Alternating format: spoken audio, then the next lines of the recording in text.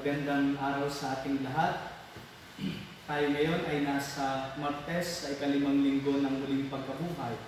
At ialay natin ang misang ito para sa lahat ng mga intensyon ng ating parokyano dito sa San Santiago Apostol Parish. At gayon din, syempre para sa mga natatanging intensyon na inyo pong inilagak dito sa comment section ng video na ito. Ito ay ating sama-samang iniluluhog sa ating Panginoon upang tayo ay bigyan niya ng kapayapaan na siyang magiging lakas at inspirasyon natin para sa ating kinakaharap na pandemya sa mga panahon. Ating simulan ang ating pagdiriwang. Purihin niyo ang ating Diyos, kayong kanyang tanang lingkod, dakila't mababang loob. Mesiyas ay haring lubos, Alleluia ay ihandog. Sa ngalan ng Ama at ng Anak at ng Espiritu Santo. Amen. Ang pagpapala ng ating Panginoong Hesukristo, ang pag-ibig ng Diyos Ama, at ang pakikipagkaisa ng Espiritu Santo naway sumainyong lahat. At sumayo rin. Mga kapatid, aminin natin ng ating mga kasalanan upang tayo maging marapat gumanap sa banal na pagdiring.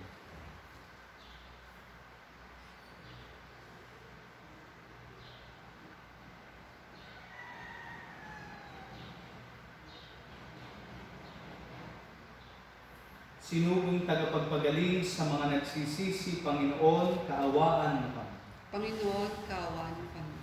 Dumating na tagapag-anyayang mga makasalanay magsisi, Kristo, kaawaan mo kami. Kristo, kaawaan kami. Nakaluklok ka sa kanan ng Diyos Ama para ipamagitan kami, Panginoon, kaawaan mo kami. Panginoon, kaawaan kami. Kaawaan tayo ng makapangyarihang Diyos, patawarin tayo sa ating mga kasalanan, at patnubayan tayo sa buhay na walang hanggan. Amen.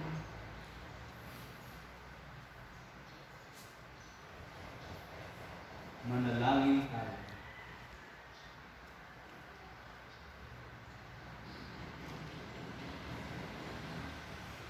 Ama naming makapangyarihan, sa pagkabuhay ng iyong minamahal na anak, kami ay binibigyan mo ng buhay na walang wakas. Pagkalooban mo kami ng pananalig at pag-asang matatag upang huwag naming pag-alinlanganan ang katuparan ng pangako mong batid naming mangyayaring tiyakan.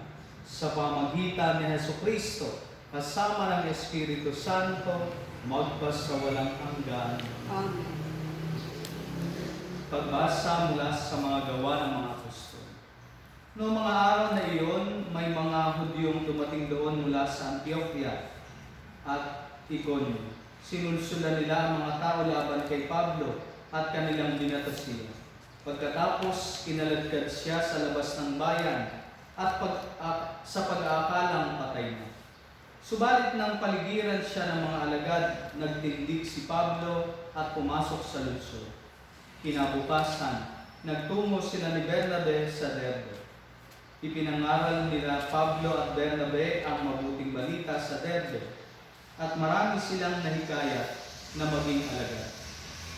Pagkatapos, nagbalik sila sa Listra at Iconio at sa Antioquia ng Pisidia.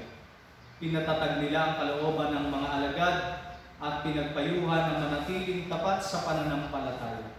Magdaranas muna tayo ng maraming kapighatian bago makapasok sa kaharian ng Diyos. Turo nila sa kanila. Sa bawat simbahan, humirang sila ng matatandang mamamahala, at matapos manalangin at mag-ayuno, ang mga ito ay itinagubili nila sa Panginoon na kanilang pinananaligan. Tinaak nila ang Pisidia at nakarating ng Panfilia. Ipinangaral nila sa Perga ang salita ng Diyos, at pagkatapos ay bumaba sila sa Atalia. Mula roon, naglayag silang pabalik sa Antioquia. Dito sila nagsimula ng gawaing ginanap nila matapos silang itagubilin sa pagkalinga ng Diyos. Pagdating doon, tinipon nila ang mga kaanib sa simbahan at isinalaysay ang lahat ng ginawa ng Diyos sa pamagitan nila. At kung paanong binuksan niya ang daan upang makapanampalataya ang mga Hintil. At mahabang panahon silang nanatili roon kasama ng mga alagad. Ang salita ng Diyos. Salamat sa Diyos. Talastas ng mga tao dakilang paghahari. Talastas ng mga tao, dakilang pagkahari mo.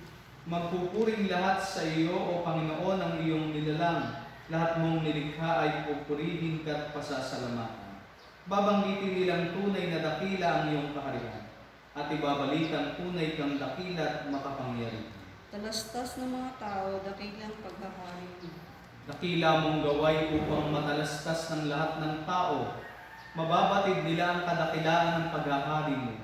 Ang paghahari mo ay sadyang walang hanggan, hindi mababa. Talastas ng mga tao, dakilang pagkahari mo. Aking pupurihin ang Diyos na Panginoon, di ko tutugunan. Sa ngalan niyang banal, lahat ay magpupuri magpakailanman. Talastas ng mga tao, dakilang pagkahari mo. Aleluya, aleluya. Si Kristo ilaang magtiis ng tagumpay ay makamit at sumaating ang langit. Aleluya, aleluya.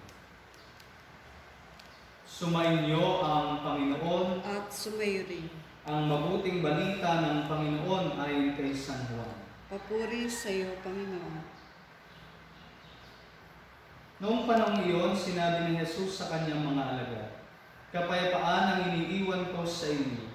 Ang aking kapayapaan ang ibinibigay ko sa inyo. Hindi ito katulad ng ibinibigay ng sanlibutan.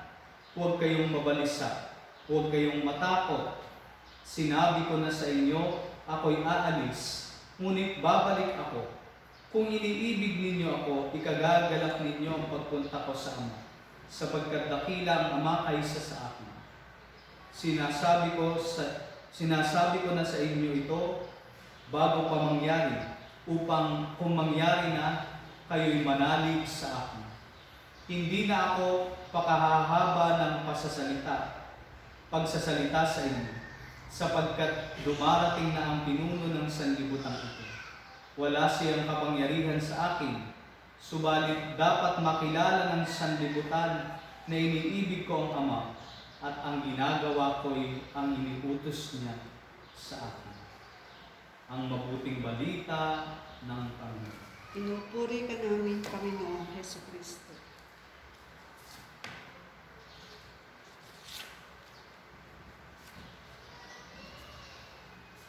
Kapayapaan.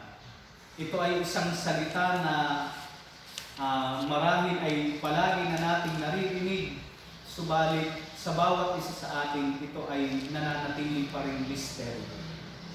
Bakit? Dahil ang kapayapaan ay hindi ang kawalan ng pag-aaway, kawalan ng digmaan, o kawalan ng anumang hidwaan, kundi ang kapayapaang nais nating makamit ay ang kapayapaang mula sa Diyos. At ito mismo ang narinig nating ibinibigay ni Jesus sa kanyang mga alagad. Malinaw na tinura ni Jesus na ang kapayapaang ito ay hindi ibig sabihin na hindi makararanas ang mga alagad ng paghihirap at pagsubok. Sa kabaliktaran, ang kapayapaang ito ang magbibigay sa kanila ng lakas upang harapin at suungin ang bawat pagsubok na kanilang mararanasan. Sapagkat malinaw sa mga alagad na ang pagsunod kay Jesus ay walang iba kung hindi ang pagyakap sa krus. At ito, mga kapatid, ang matutunghayan natin sa ating ebanghelyo at unang pagbasa. Narinig natin sa ating unang pagbasa kung papaanong si Pablo ay pinagbabato at kinaladkad na halos patay na. Bakit? Dahil inuusig si Pablo dahil sa kanyang pangangaral. Bagamat nandoon pa rin yung kapayapaan kay Pablo, na sa kabila ng kanyang mga naranasang pag-uusig at panlilibak ng mga tao, na natili siyang naglilingkod sa Diyos. At ito rin ang paalala ng Panginoon sa ating mabuting balita. Dito sa tagpong ito ay makikita natin kung paanong naguguluhan at natatakot ang mga alagad. Subalit nandito si Jesus na ipinapaalala sa kanila kung papaanong ang kapayapaan na taglay at ibibigay ni Jesus ang magiging lakas nila upang suungin ang mga pagsubok na darating. Ito ay inihayag na niya bago pa man mangyayari yung pagkasakit at pagkamatay at muling pagkabuhay niya. Ito ay malinaw na niyang binabanggit sa kanyang mga alagad upang patatagin ang kanilang pananampalataya. At ang kapayapaang ito ang malamang hinihintay din natin sa bawat isa sa atin sa panahon ngayon. Ngayon pong panahon ng pandemya, para bang tayo'y aligagala. Bagamat tayo ay walang masyadong ginagawa sa ating mga sarili-sariling tahanan, pero nandoon ang pangamba. Nandoon ang ating pag-aalala, hindi lamang sa ating kinabukasan, sa ating sarili, kundi maging sa ating mga mahal sa buhay. Kamusta na kaya ang ating mga kamag-anak na malayo sa atin? Sila kaya ay safe at okay pa? At ito ang nagbibigay sa atin ng mga alalahanin. Subalit napakaganda ng paanyaya at habili ni Jesus sa atin para sa araw na ito, na ipagkakaloob niya sa atin ang kapayapaan. Sabi ko nga, hindi ito nangangahulugan na wala tayong magiging problema o wala na tayong iisipin pa. Sa halip, ang kapayapaang ibibigay ni Jesus ang magbibigay kapanatagan sa ating puso, na bagamat tayo nasa gitna ng pandemya at maraming mga kinakaharap, mananatili pa rin tayong mayroong inspirasyon, pag-asa at pananampalataya kay Jesus. Tandaan po natin, mga kapatid, na ang kapayapaang ibibigay ni Jesus sa atin ay hindi nangangahulugan na mapaglalabanan at mapagtatagumpayan natin ang lahat ng pagsubok sa ating sarili lamang. Tayo ay mayroong kapayapaan hindi dahil alam natin tayo ay mayroong lakas, kung hindi sa kabaligtaran, alam nating bagamat tayo mahina, ang Diyos ang ating sandalan. Ang Diyos ang siyang ating takbuhan. Ito ang magbibigay sa atin ng tunay na kapayapaan, tunay na kapanatagan. Naalala ko ang isang napakagandang kwento na palaging ko rin na-i-share sa mga homily at sa mga talks na aking ibinibigay. Isang beses ay nagkaroon ng sunog sa isang tahanan. Dahil ang mga magulang ay wala, dahil sila ay nagtatrabaho, yung dalawang maliit na bata ang naiwan sa loob. Yung katulong ay nailabas agad yung bunso. Subalit yung isa pang bata na 5 years old ay nanatili sa kwarto sa taas sa second floor. At doon ay habang lumalaki yung apoy, dumating yung tatay nung bata. At sabi ng mga bumbero ay mahirap na daw pasukin. At ang kwarto ng batang ito ay mayroong terrace, no? Kaya naman doon tumawag yung tatay. At sabi nung tatay dun sa kanyang anak, "Anak, lumabas ka sa terrace." At lumabas nga yung anak. Sabi nung anak ay, "Tatay, tulungan niyo po ako. Ako po'y takot na takot. Ako po'y natatakot."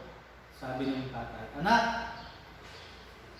sabi, "may tiwala ka ba sa akin?" Sabi, "Opo, tatay. Kung may tiwala ka sa akin, tumalon ka. Tumalon ka sa terrace." Sabi niya, "Tatay, natatakot po ako dahil hindi ko po kayo kita. Napakakapal po na usok, hindi ko po kayo makita." Sabi nung tatay, "Anak, hindi mahalaga kung hindi mo ako nakikita. Ang mahalaga, kita at sasaluhin kita, ano man ang mangyari. Kaya tumalon ka, anak. At tumalon yung bata at siya ay naligtas. Mga kapatid, sa panahon ito ng pandemya, malamang tayo rin ay parang batang ito. Tayo ay maraming alalahanin. Tayo ay maraming takot na dinaranas, dinadala sa ating sarili. Subalit, narito si Jesus na nagbibigay paanyaya sa atin. Ipagkakalob ko sa iyo ang kapayapaan upang malampasan ang lahat, hindi dahil sa sarili mong lakas, kung hindi dahil sa aking biyayang bigay. Kaya naman, tumalon tayo, lumapit tayo sa ating Panginoon, at umasa tayo na sa kabila ng lahat ng ating alalahanin sa buhay, sa kabila ng ating mga nararanasan, sa kabila ng pagsubok ng pandemya ito, mananatili sa atin ang kapanatagan, kapayapaang bigay at tataglayin natin mula sa Panginoon Jesus. Pagpalain po tayo.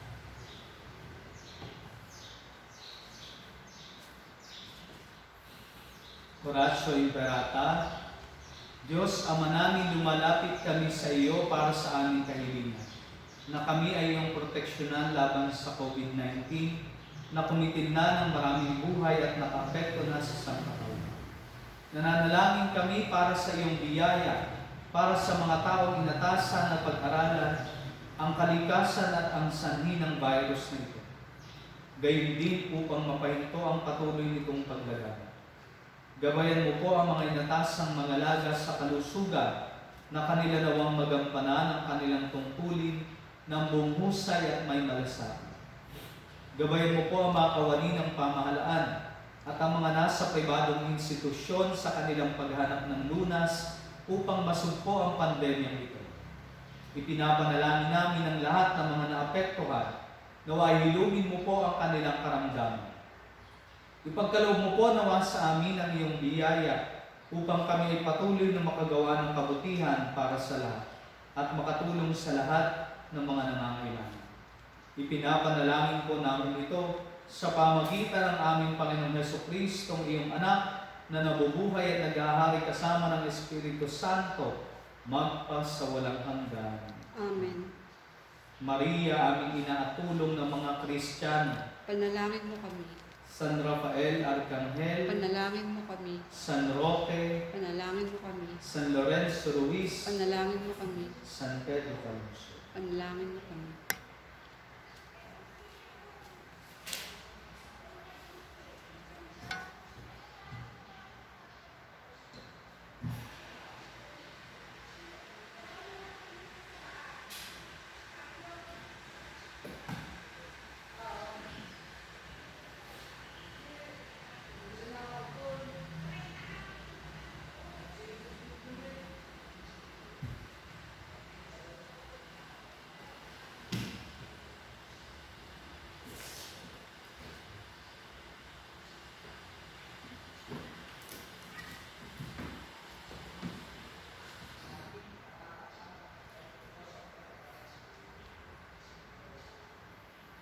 Kapuri-puri ka, Diyos, sa mga lumikha sa sanlibutan, sa iyong kagandahang loob narito ang aming mayaman.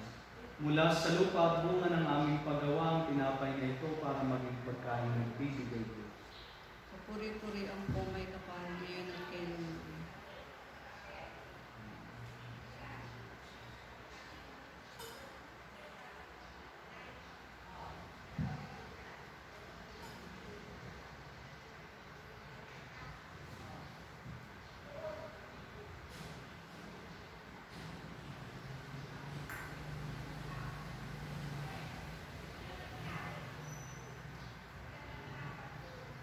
Kapuri-puri ka, Diyos, sa mga lumikha sa sanlibutan, sa iyong kagandahang loob, narito ang aming mayaman.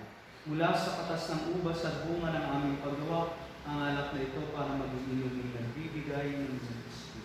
Kapuri-puri ang pomay kapal ngayon at kailanman.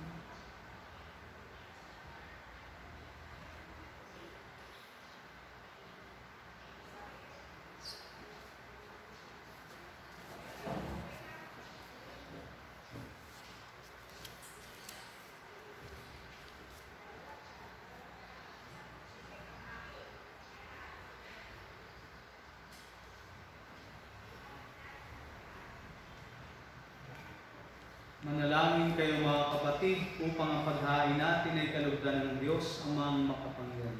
Tanggapin nawa ng Panginoon ito maghahain sa iyong mga kamay, sa kapurihan niya at karangalan, sa ating kapakinabangan, sa buong sambayanan. Ama naming lumikha, tanggapin mo ang mga alay ng iyong sambayanang natutuwa. Ang pagkabuhay ng iyong anak na niloob mong aming ikatuwa ngayon ay papagbungahin mo ng galak na mananatili sa amin habang panahon. Sa pamagitan niya kasama ng Espiritu Santo, magpas sa walang hanggan. Amen. Sumainyo ang Panginoon. At sumayo rin. Itaas sa Diyos ang inyong puso at diwa. Tinaas na namin sa Panginoon. Pasalamatan natin ang Panginoong ating Diyos. Marapat na siya ay pasalamatan. Ama naming makapangyarihan, tunay ng marapat na ikaw ay aming pasalamatan. Ngayong ipinagdiriwang ang paghahain ng Mesiyas, ang maamungtupan na tumubos sa aming lahat.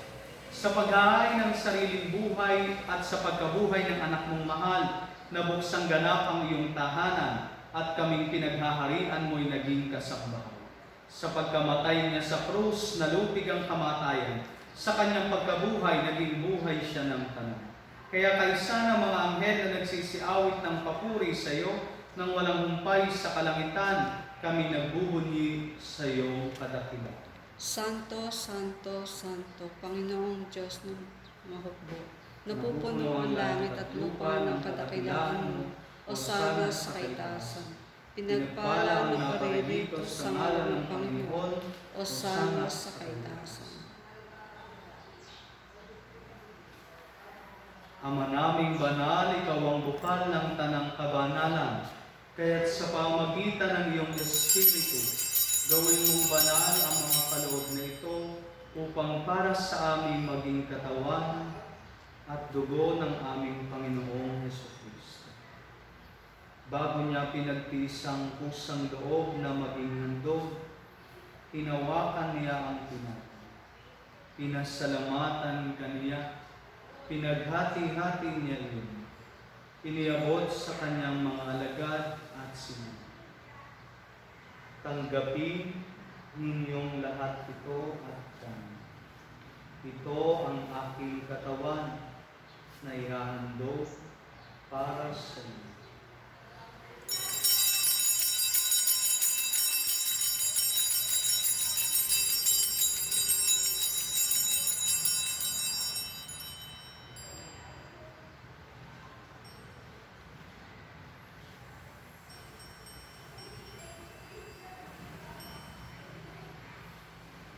Gayon din naman noong matapos ang hapunan, hinawakan niya ang kalis.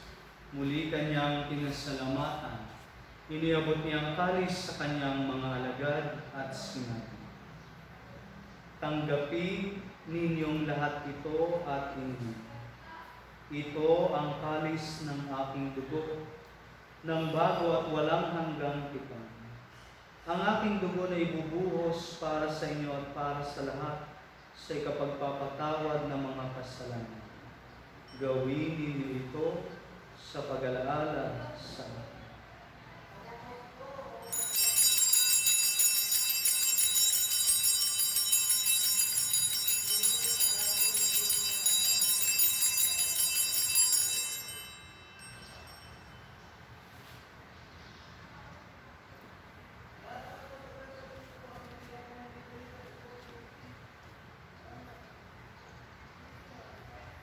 Ipagbunyi natin ang misteryo ng pananampalataya. Si Kristo'y namatay, si Kristo'y nabuhay, si Kristo'y babalik sa wakas ng panahon.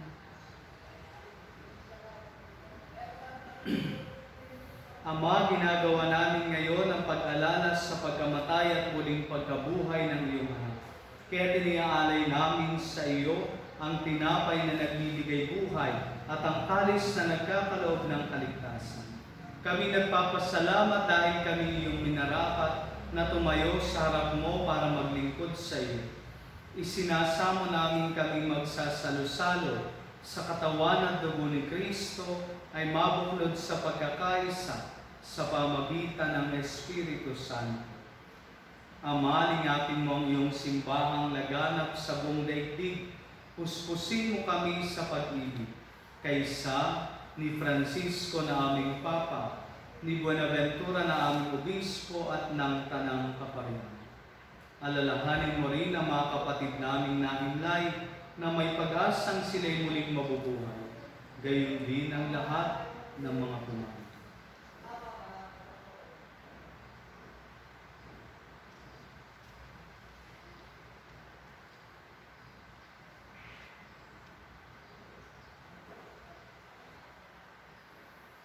Kawan mo sila at patuloyin sa iyong kaliwanagan.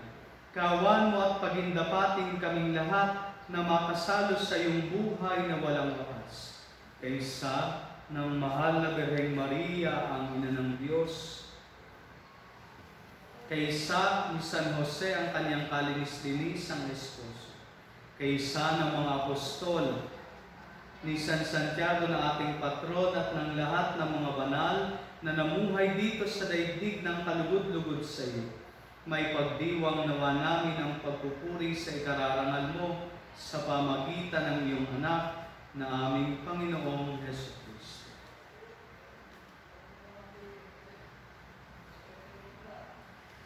Sa pamagitan ni Kristo kasama niya at sa Kanya, ang lahat ng parangal at papuri ay sa iyo, Diyos Amang makapangyarihan, kasama ng Espiritu Santo, magpasawalang hanggan.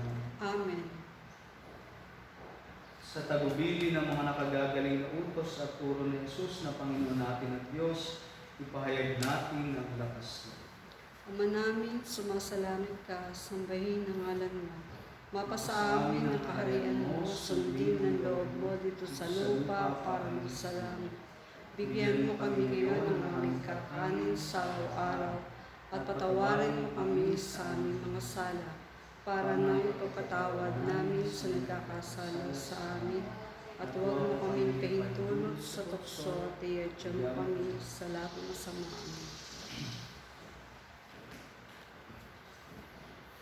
Hinihiling namin kami iadyas sa lahat ng masama, pagkalooban ng kapayapaan araw-araw, iligtas sa kasalanan at ilayo sa lahat ng kapahamakan.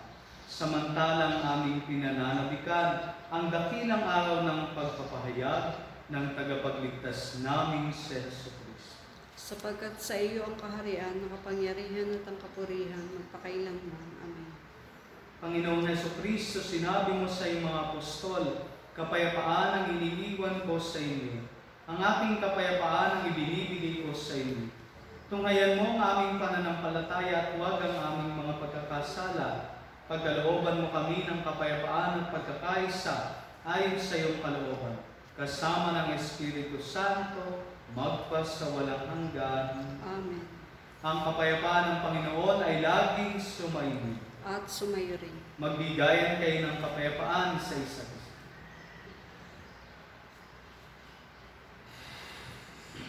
Kordero ng Diyos na nag-aalis ng mga kasalanan ng sanlibutan, maawa ka sa amin. Kordero ng Diyos na nag-aalis ng mga kasalanan ng sanlibutan, maawa ka sa amin. Kordero ng Diyos na nag-aalis ng mga kasalanan ng sanlibutan, ipagkaloob mo sa amin ang kapayapaan.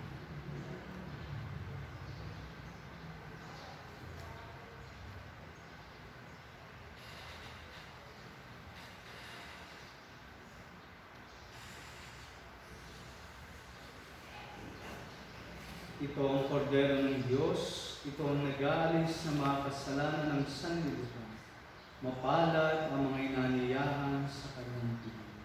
Panginoon, hindi ako dapat na magpatuloy sa iyo, ngunit sa isang salita mo lamang ay gagaling na ako.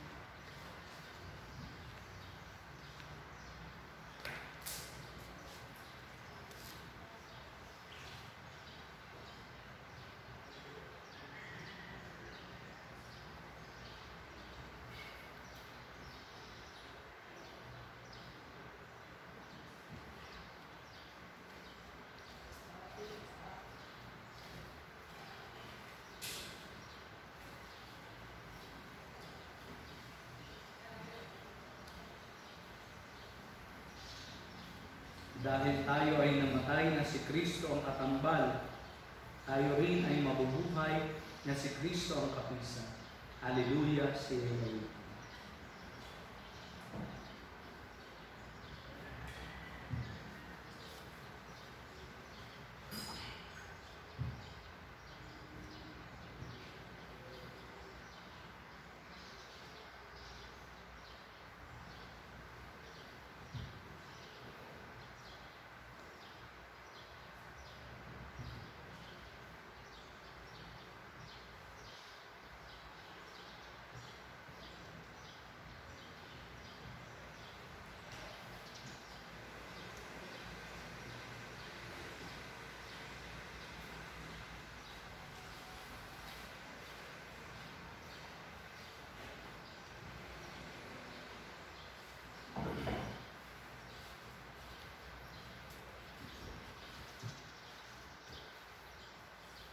Manalangin tayo. Ama naming mapagmahal, tunghayan mo at lingakin ang iyong sambayanan na minarapat mong makinabang sa piging ng pangmagpakailanman. Ipagkaloob mong kami maluwalhating makarating sa pagkabuhay ng magtatampok sa amin sa iyong piling. Sa pamamagitan ni Jesucristo, kasama ng Espiritu Santo, magpasawalang hanggan. Amen. Sumainyo ang Panginoon At sumayo rin. at naway pagpalain kayong lahat ng ating dakila at makapangyarihang Diyos, Ama at Anak at Espiritu Santo. Amen.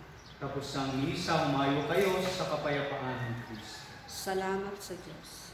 Ating sasagawa ang pag-aalay ng mga bulak.